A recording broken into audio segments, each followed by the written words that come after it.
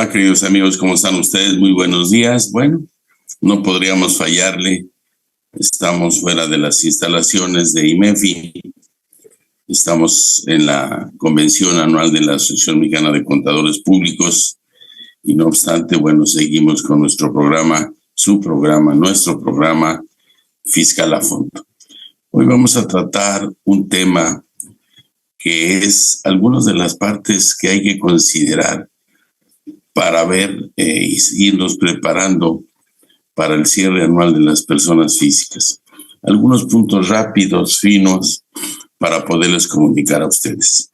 Bien, pues vamos a iniciar de la siguiente manera. Perfecto. Puntos selectos de cierre para las personas físicas. Miren, esta situación es muy importante. Cuando nosotros como contadores, como empresarios, empezamos a analizar esto, lo primero que tenemos es platicar con nuestro cliente, ver con nuestro cliente, decir cuáles son los grandes riesgos de su declaración anual. Los grandes riesgos de la declaración anual es a partir de que son personas morales y que están con una forma de determinación del impuesto sobre la renta. Bien, si ustedes se fijan, amigos, nosotros tenemos aquí cómo se determina obviamente todo el pago de las contribuciones. Tenemos obviamente que al total de los ingresos acumulables en el ejercicio le vamos a restar las deducciones autorizadas del artículo 25, obviamente cumpliendo los requisitos de las deducciones y teniendo perfectamente claro cuáles son los no deducibles. Recordemos que los no deducibles son los no deducibles, aquellos que la propia ley establece como no deducibles, no obstante que reúnan requisitos fiscales y bueno, se podrán deducir si cumplen algunos requisitos. Le vamos a restar la PTU del ejercicio y en el caso de anticipos y rendimientos tendríamos que ver para este año si estamos en el reciclo, pues no vamos a poder disminuir esta situación. ¿De acuerdo?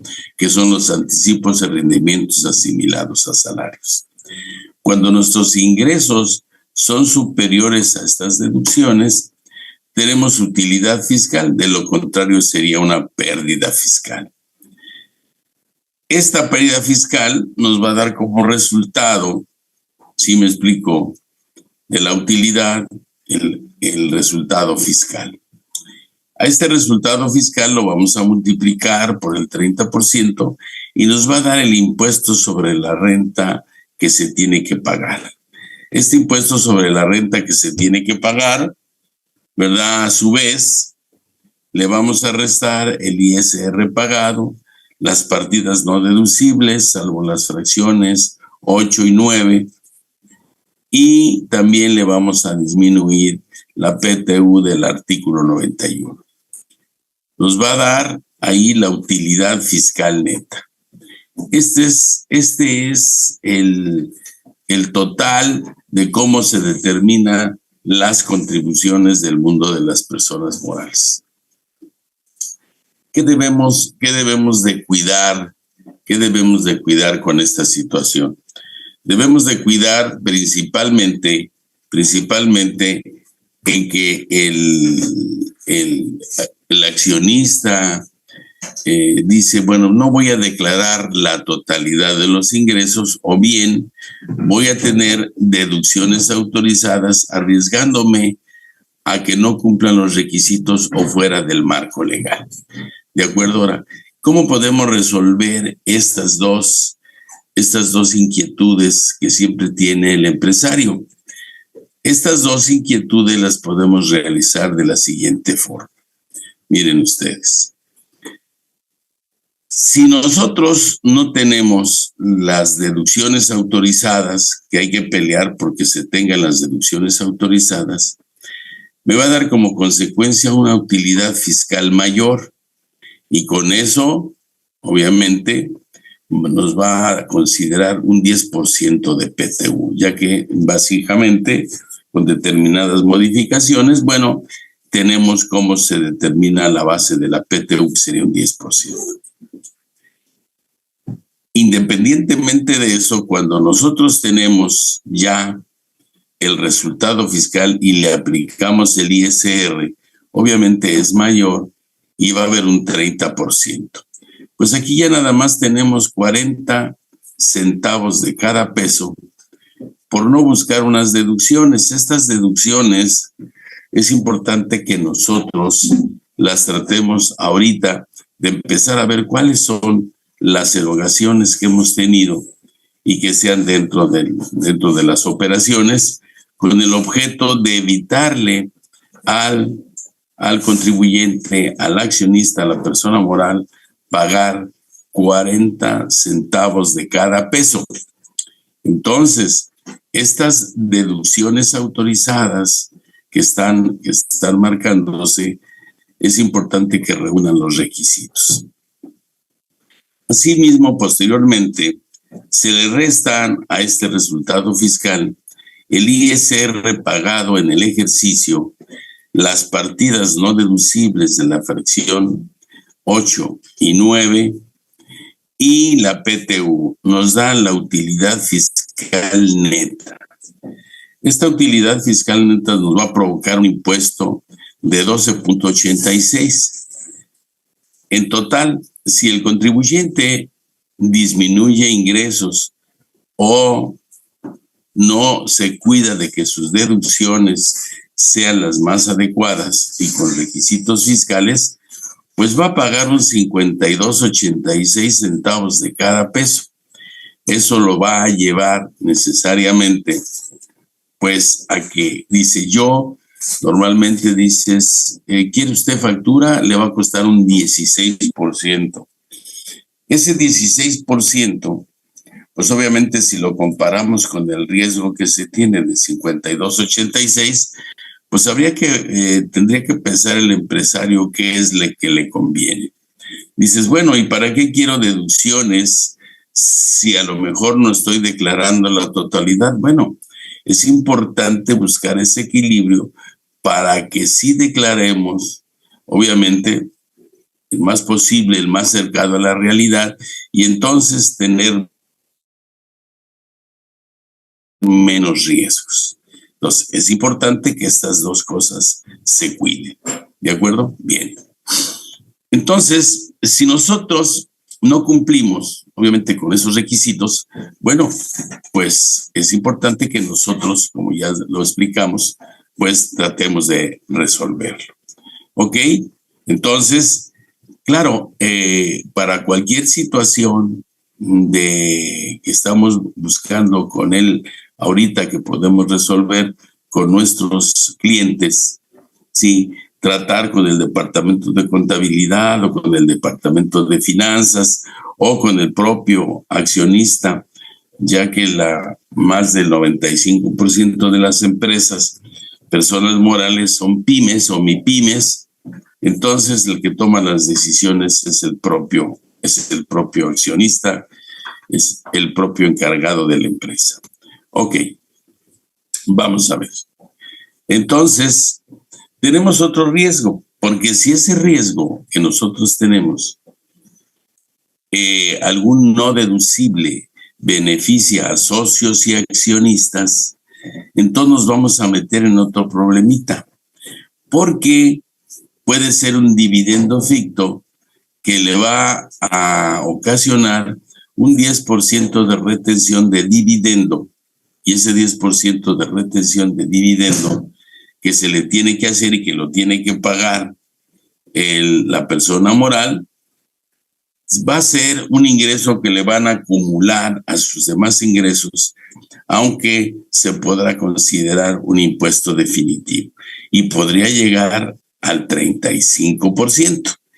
Y entonces ya tenemos que aunado a ese 10, a ese 30, a ese 12.86, este 45, pueda llegar el accionista a financieramente a costarle un 97.86 de cada peso, independientemente, obviamente, de el gran riesgo que se tiene de declarar menos ingresos o incluso el que alguien le haya vendido la idea de comprar comprobantes o tener unas deducciones apócrifas. Recuerden que hoy en día la autoridad está muy pendiente de la materialidad de las operaciones.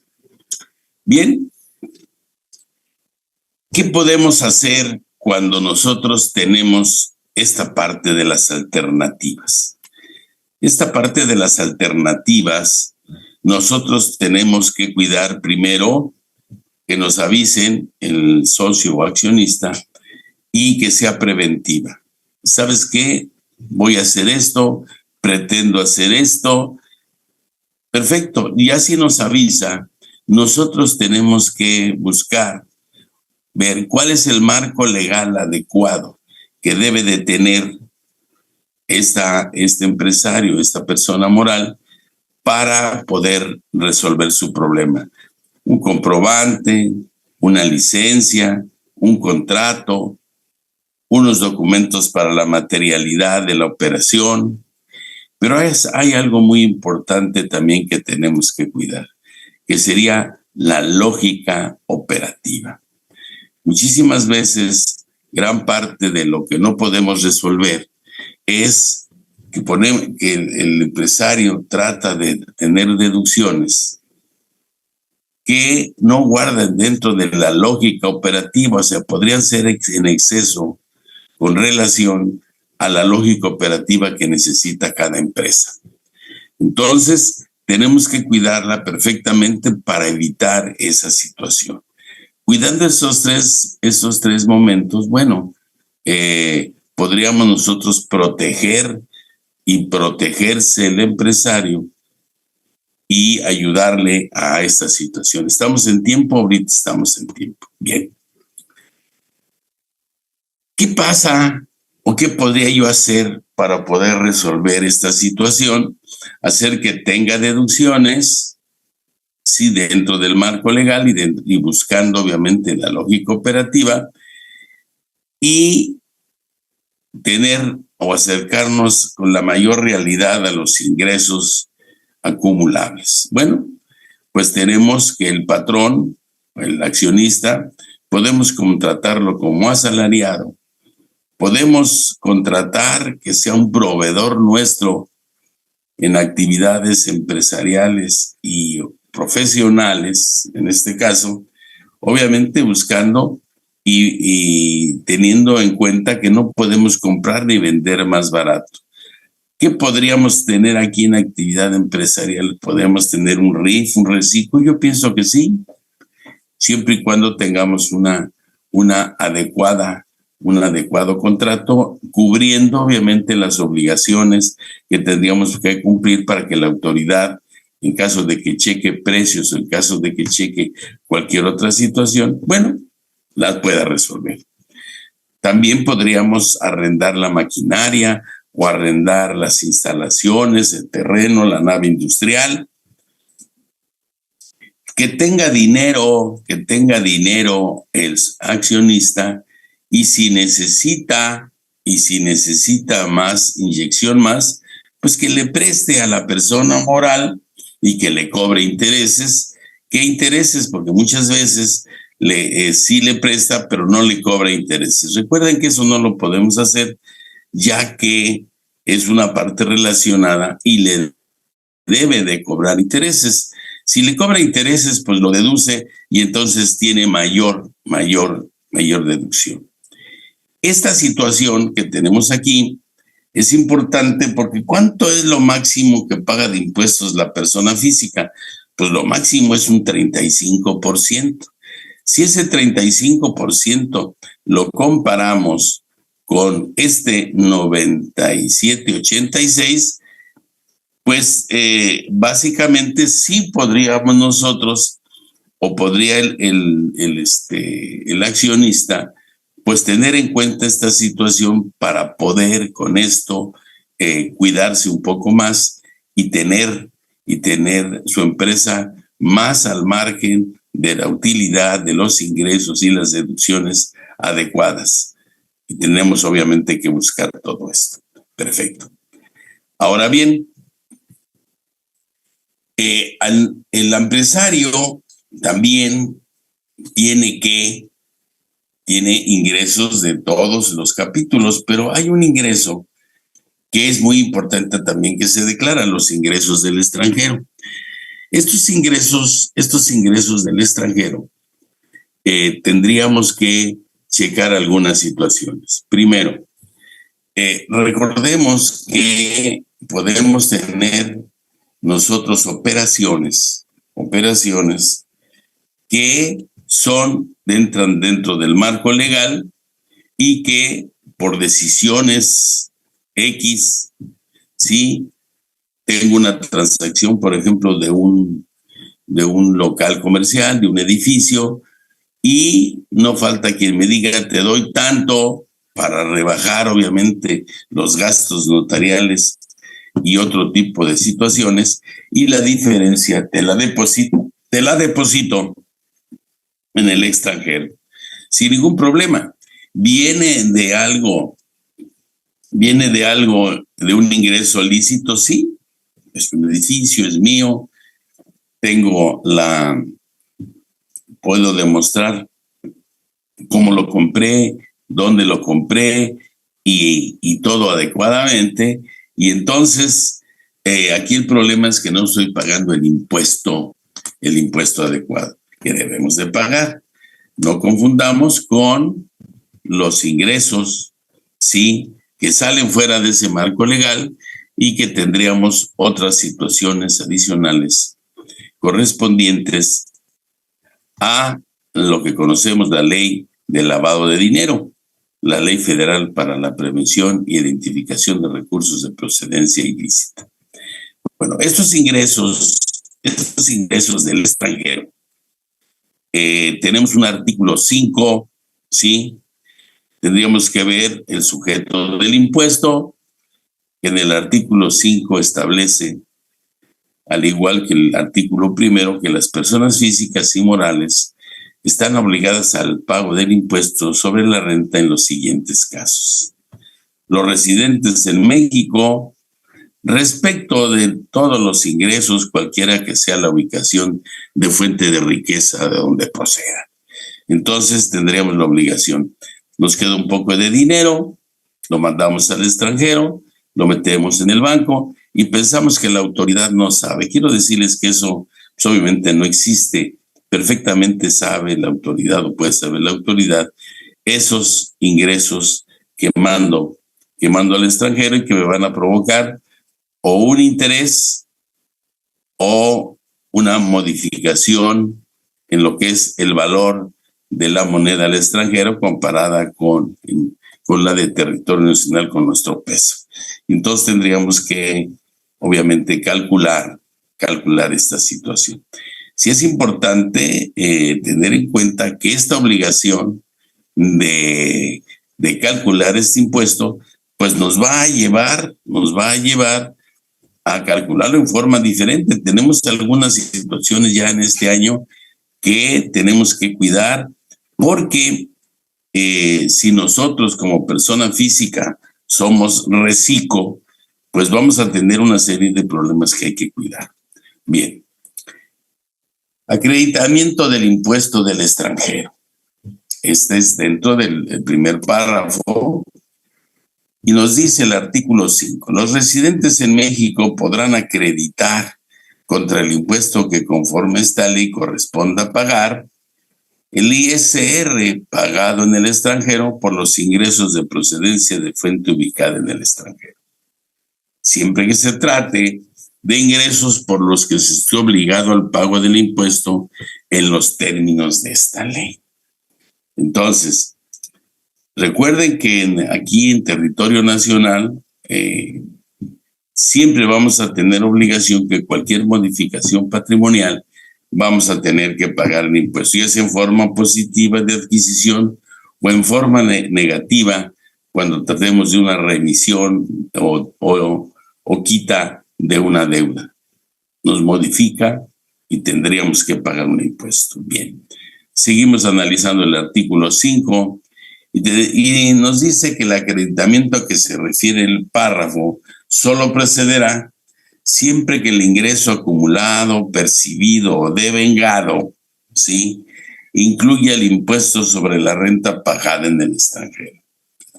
Estos tres conceptos debemos de tenerlo en cuenta porque aparentemente, aunque el artículo 5 siempre lo hemos analizado, de alguna forma, a lo mejor leerlo en forma muy rápida, sí, cuando a mí me pagan en el extranjero, pues tengo que acumular el impuesto. Yo no sé cómo me determinaron en el extranjero la base del impuesto, eso no me importa. Lo que sí es que tiene que quedar claro que la propia ley, según lo vamos a analizar, tenemos que calcular el impuesto con las leyes y los procedimientos de fuente de riqueza en el extranjero como si fuera en territorio nacional. Entonces, tenemos que aplicar las leyes del impuesto sobre la renta, sí, de territorio nacional. ¿Qué límite tenemos para esto? Dice el artículo 9, que son el párrafo 9 y el párrafo 10, que se refiere a personas físicas, nos dice que en el caso de personas físicas, el monto del impuesto acreditable a que se refiere este primer párrafo no excederá de la cantidad que resulte de aplicar lo previsto en el capítulo 11º del título 4, que es la declaración anual. Obviamente, no debe de exceder, porque imagínense, en principio en la declaración yo tengo un impuesto acreditable mayor al que pago aquí y me va a salir un impuesto a favor y dicen, espérame tantito, es que te lo regrese ahí a tu pagador del extranjero, ¿no? Entonces no debe de exceder. Y que los ingresos percibidos en el ejercicio de fuente ubicada en el extranjero, una vez efectuadas las deducciones, que para dicho ingreso de conformidad con el título 4. Entonces, aquí claramente nos dice que yo lo debo de aplicar de acuerdo al título 4 y de acuerdo al ingreso que corresponda según el capítulo aquí en territorio nacional del mundo de las personas físicas. ¿De acuerdo? Bien. Tenemos que para estos efectos las deducciones que no sean atribuibles exclusivamente a fuente de riqueza ubicada en el extranjero, pues debemos de calcular una proporción para poder deducir en forma correcta. Bien, el párrafo 10, a su vez, también nos especifica lo siguiente. Primero estamos hablando de las personas físicas que tienen actividades empresariales y profesionales, pero también estamos hablando de la persona física que tenga otro tipo de ingresos que no corresponden a las actividades empresariales y profesionales.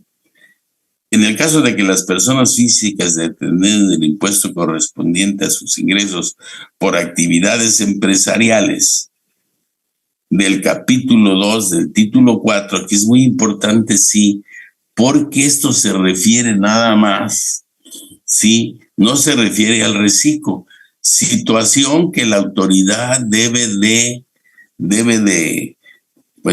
modificar. ¿Qué pasa si yo soy reciclo con esta situación? Pues me va a sacar del reciclo.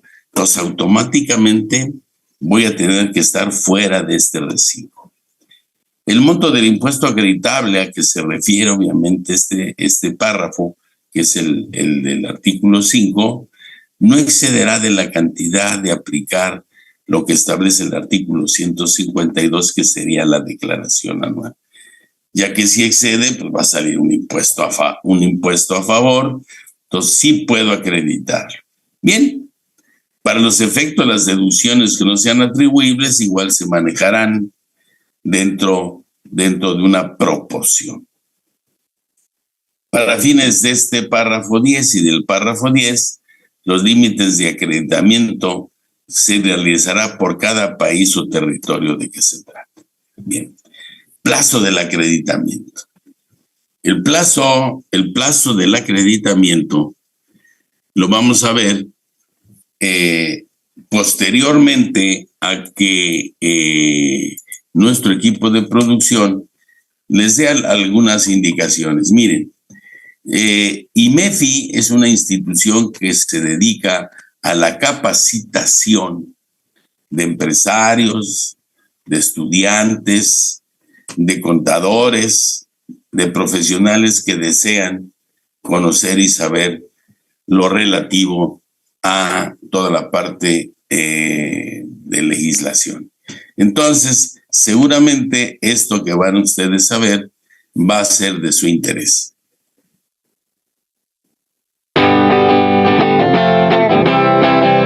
Todos sabemos que las auditorías físicas del SAT pasaron a la historia. Ahora se llaman invitaciones del SAT y para ello el contribuyente requiere tener listo su expediente fiscal. IMEFI te invita a su curso, Integrar un expediente fiscal.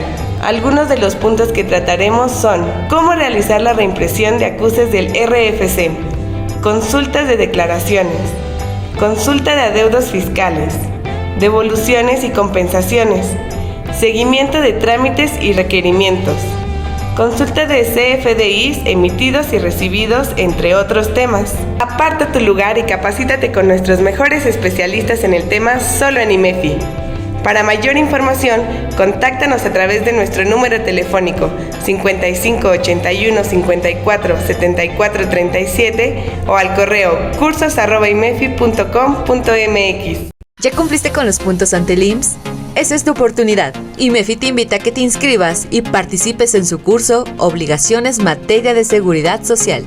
No te pierdas esta gran oportunidad de mantenerte actualizado en temas como informativas de contrato, de subcontratación laboral, reformas a las reglas para el otorgamiento de créditos Infonavit, nuevos lineamientos para delegaciones regionales del Infonavit, cambios a la opinión de cumplimiento 32D del IMSS, entre otros temas.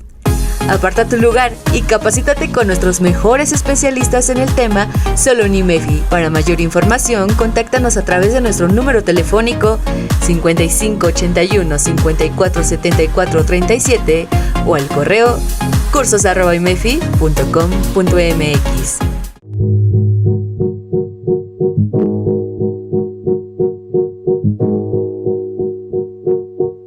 ¿Qué tal? ¿Cómo están? Soy Carlos Burgoa y como ustedes ya me ubicarán por Impuestos en FA, debate fiscal, y bueno, pues el día de hoy platico con ustedes solamente para hacerles el recordatorio de que el 1 de diciembre tendremos el evento de reforma fiscal. Para ello tenemos un invitado de lujo que es el subprocurador general en PRODECON, el licenciado Luis Fernando Valderas, y desde luego pues estaremos todos los invitados que ya sabemos, formamos parte de IMEFI, para hacerles llegar todos los comentarios, todos los tips, pero lo más importante, la mejor forma de entender la ley en su reforma que será para el siguiente año 2023 y a su vez se realizará otra vez en forma presencial. Y si ustedes tuvieran algún interés de venir del interior de la República hacia la ciudad, también tenemos por ahí alguna situación de flexibilidad en cuanto a lo que serían costos, pues considerando desde luego es por eso que se realiza al venir para acá. Por allá nos vemos, recuerden 1 de diciembre en IMEFI Reforma Fiscal 2023.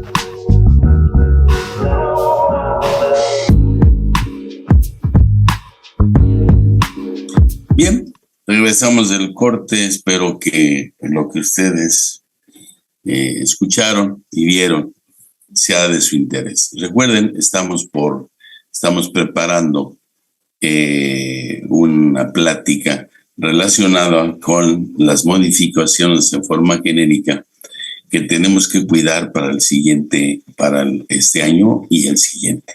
Bien, continuamos entonces. Vamos a seguir con esta presentación. Ok, perfecto. Bien, déjame ver si aquí estamos. Creo que no.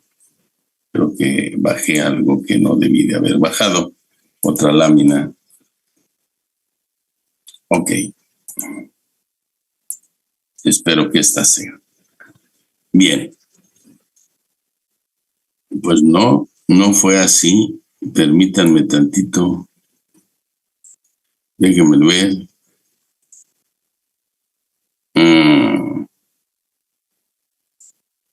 Permítanme, una disculpa.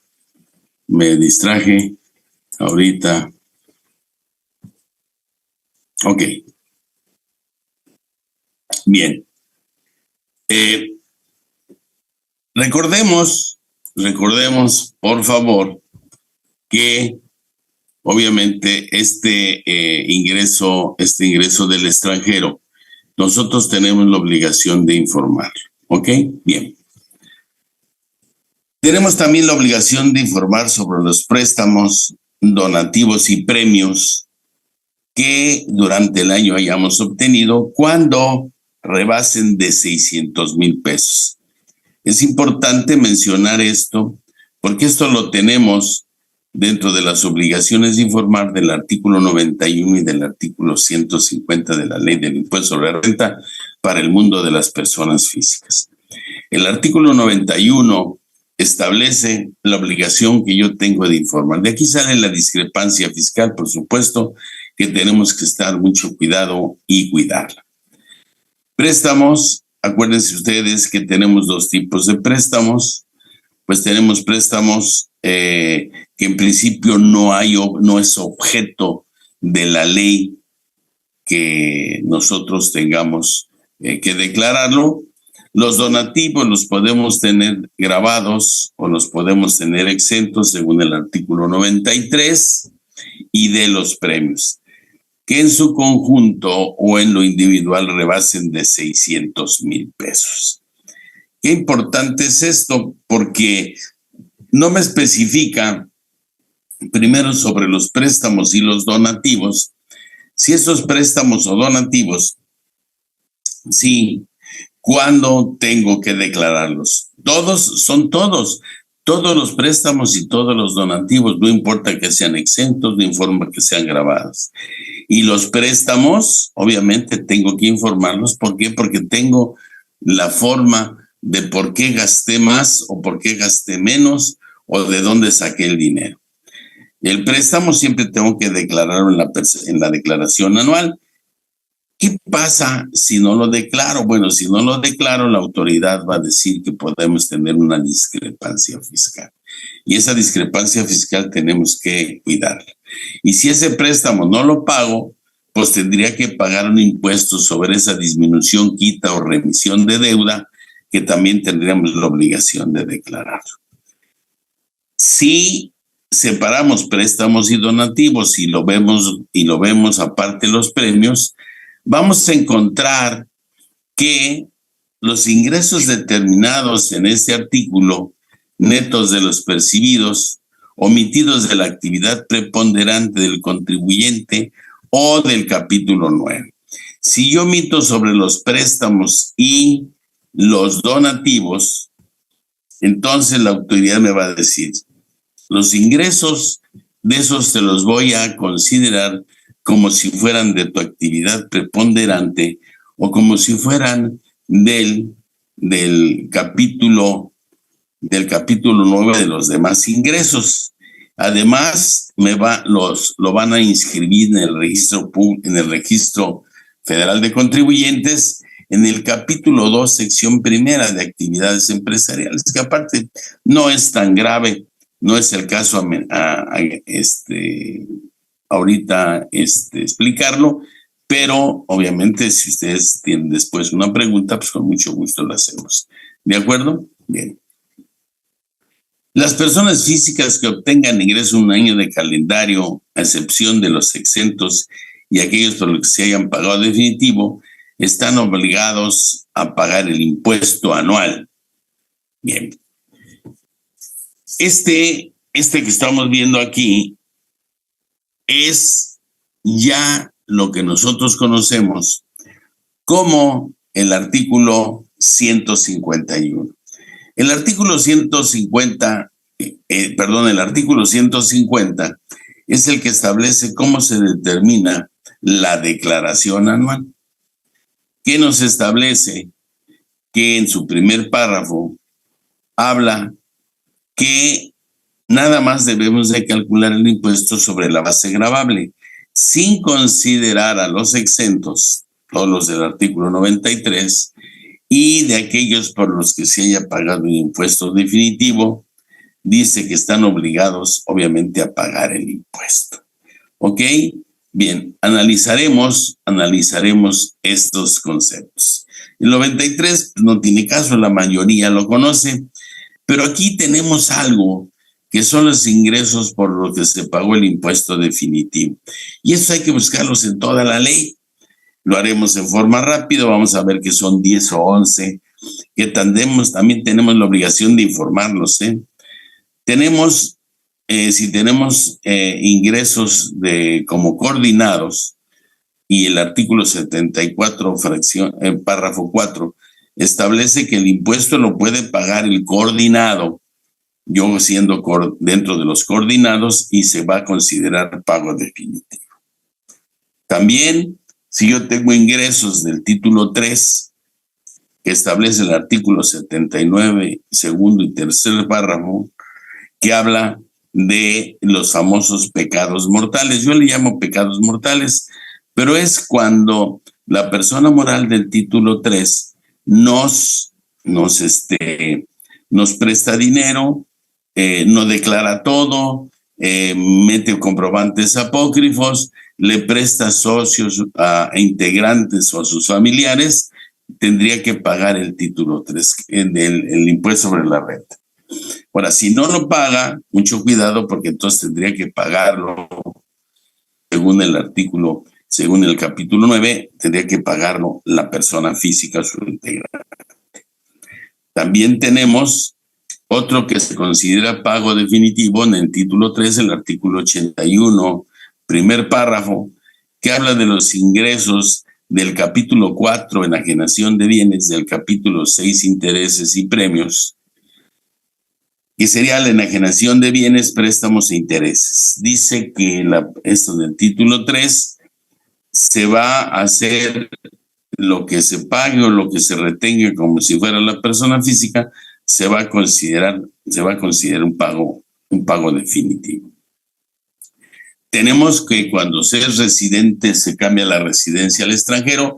Bueno, este octavo párrafo del artículo 90 me dice que los pagos provisionales efectuados van a ser pago definitivo. Esto es una pequeña trampa porque la verdad es que podría salir un impuesto a favor cuando haga yo la declaración anual. Tenemos que también en el artículo 95, quinto párrafo, que el albacea va a pagar por cuenta de los herederos o legatarios, ¿sí?, lo conducente a lo que sería los impuestos de los pagos provisionales y anuales de la recepción de una herencia.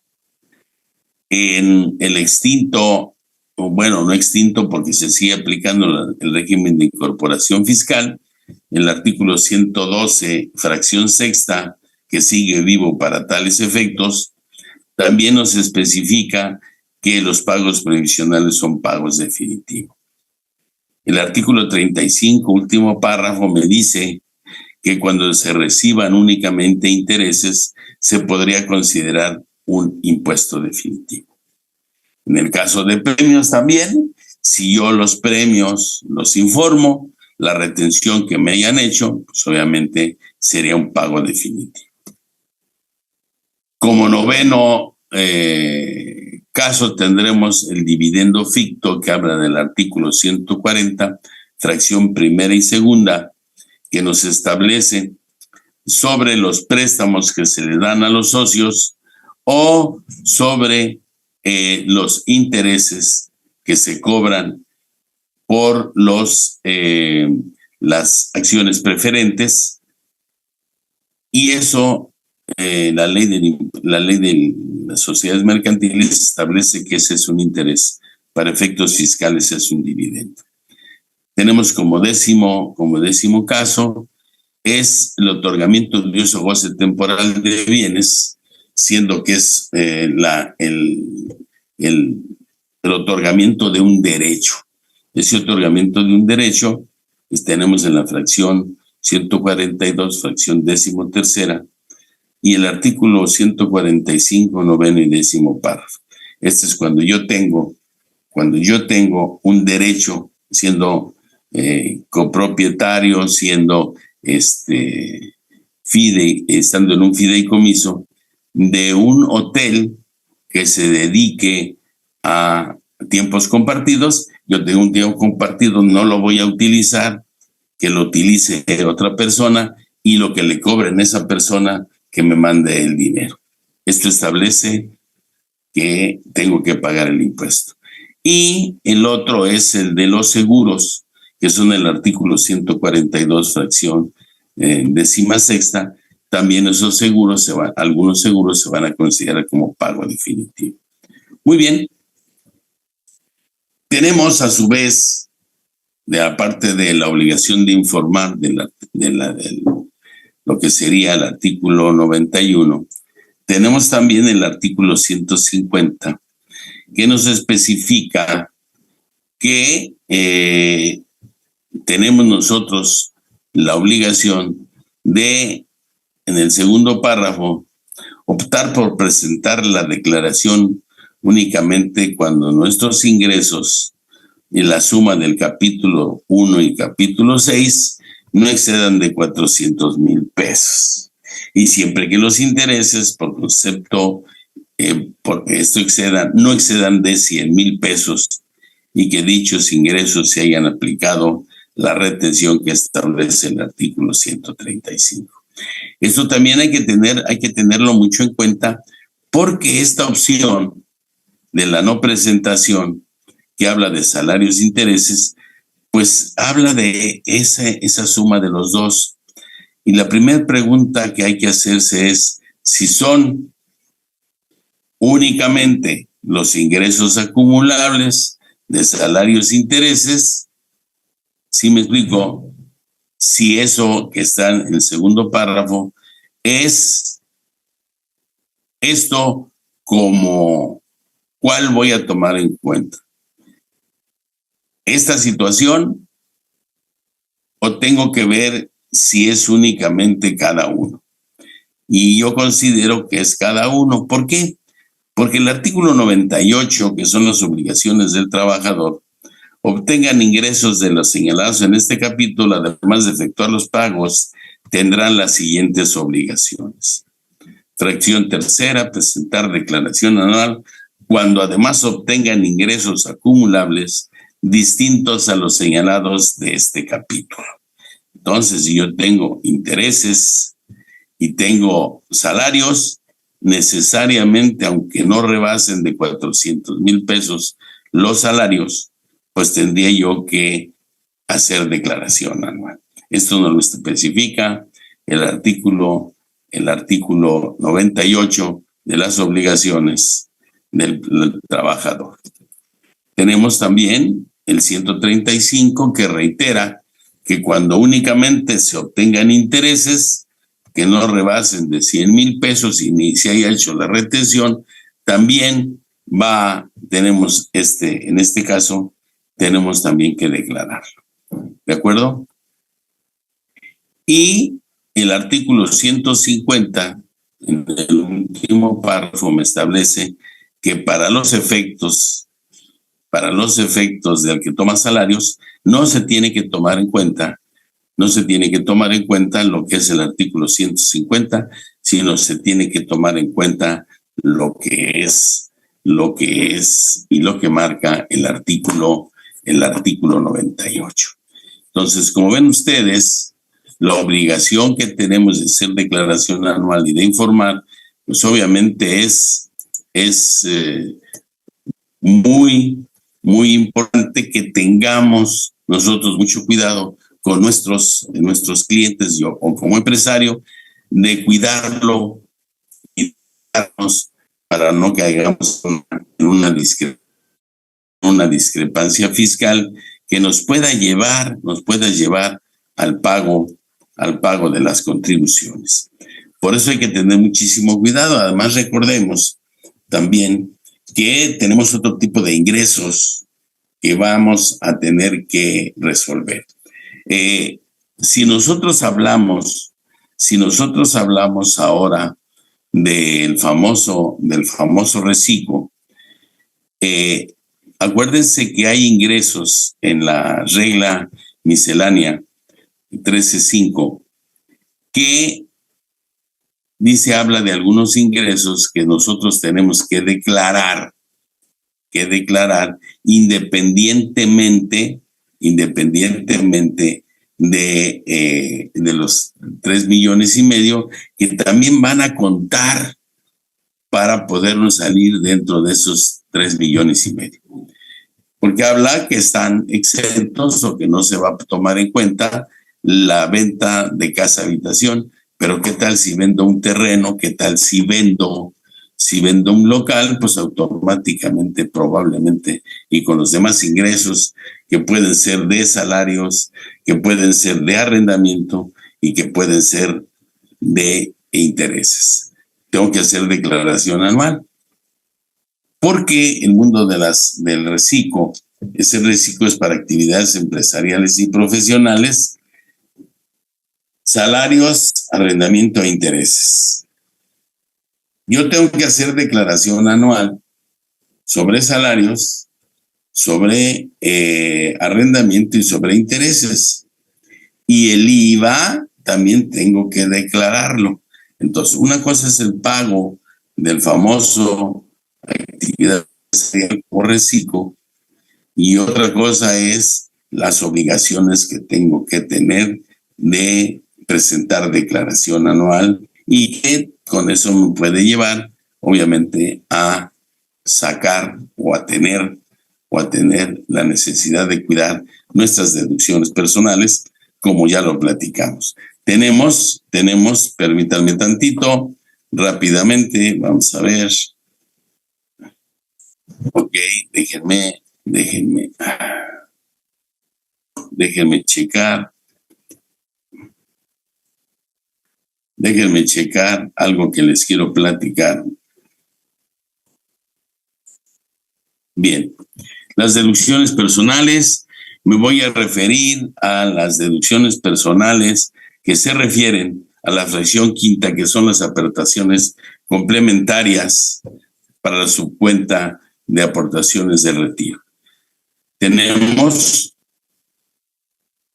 este artículo 195 y 151, fracción quinta, y el artículo 185 de la ley del impuesto de renta, establece que puedo, aunque ya haya pasado el ejercicio, aportar una cantidad hasta el 10% de los ingresos acumulables o lo de 5 UMAS, 175,000 pesos, y puedo referirlo a las deducciones del año anterior y con eso disminuir la carga fiscal, algo que podríamos hacer. Claro, seguiré hablando yo al próximo programa de estas facilidades que tenemos que cuidar para el cierre de las personas físicas,